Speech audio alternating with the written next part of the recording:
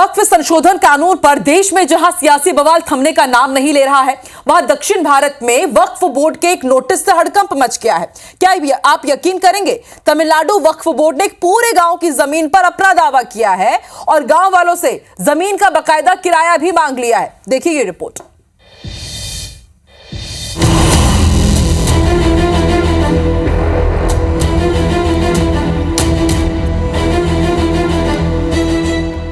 तमिलनाडु के वेल्लोर जिले का कट्टुकोलाई गांव।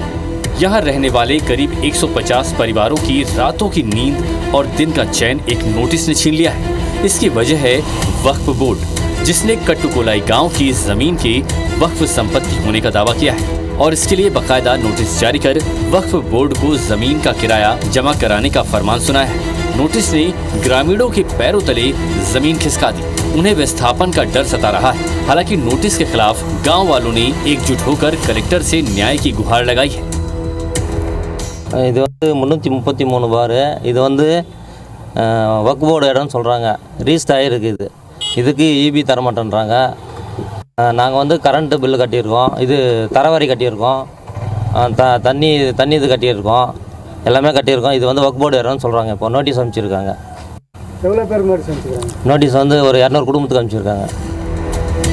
कट्टुकोलाई गांव में रहने वाले 150 परिवारों को नोटिस हजरत सैयद अली सुल्तान की ओर से जारी हुआ है, जिनके मुताबिक कट्टुकोलाई गांव की जमीन मस्जिद की है और लोगों को इसका किराया वक्फ बोर्ड को चुकाना होगा।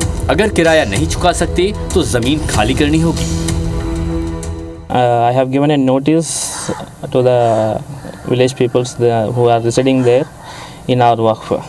It is because I am claiming because of I am having all the records which belongs to our waqf, and even we have spoken some of the times that they have to pay the land rent to us, not the building rent, or they have to pay the tax or something. Tamil Nadu की Stalin सरकार ने वक्फ board संशोधन कानून को अपने यहाँ लागू करने से मना कर दिया है।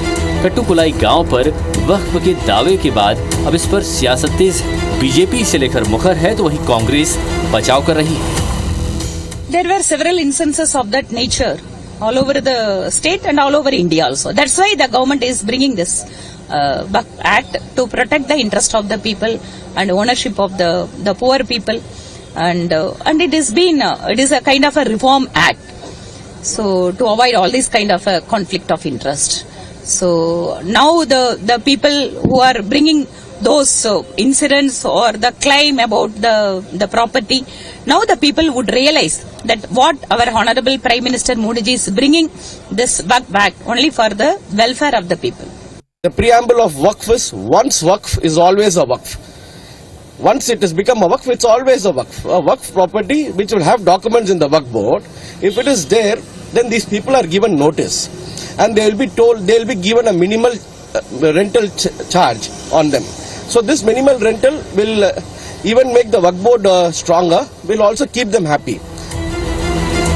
वक्फ संशोधन विधेयक 5 अप्रैल को राष्ट्रपति की मुहर से कानून बन गया था, जिसके खिलाफ विपक्ष मुखर है।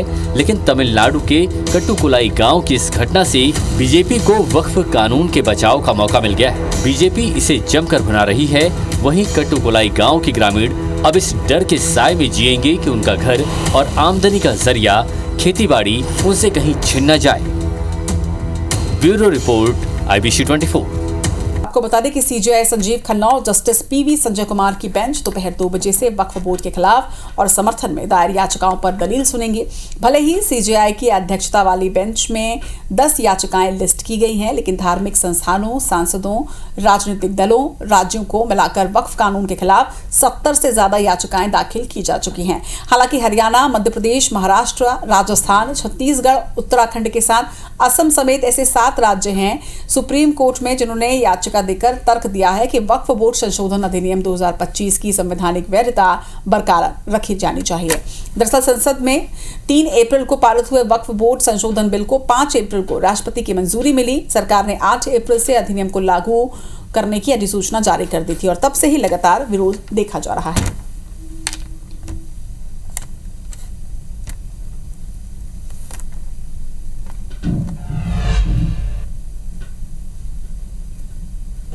वक्फ बिल पर जो पिटीशन है वो 2 बजे के लिए नोटिफाइड हुए ऑनरेबल चीफ जस्टिस की कोर्ट में। 2 बजे वो मैटर सुना जाएगा। दोनों रिटों पर हमारा आर्गुमेंट इतना सा है कि इसको सबसे पहले नोटिस किया जाए, एडमिट किया जाए। एडमिट करने के बाद इस पर हमने इंटरिम स्टे की मांग किया है। दैट मीन्स की इम्प्लीमेंटेशन पर स्टे किया जाए।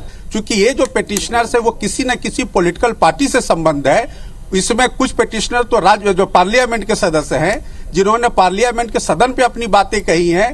जब वहां बहुमत से जब पारित हो जाता है संशोधन का कानून, अब वो सुप्रीम कोर्ट का रुख करते हैं, 32 में पिटीशन फाइल करते हैं। इसीलिए हम लोग उनके लोकस स्टैंडाई को भी चैलेंज करेंगे।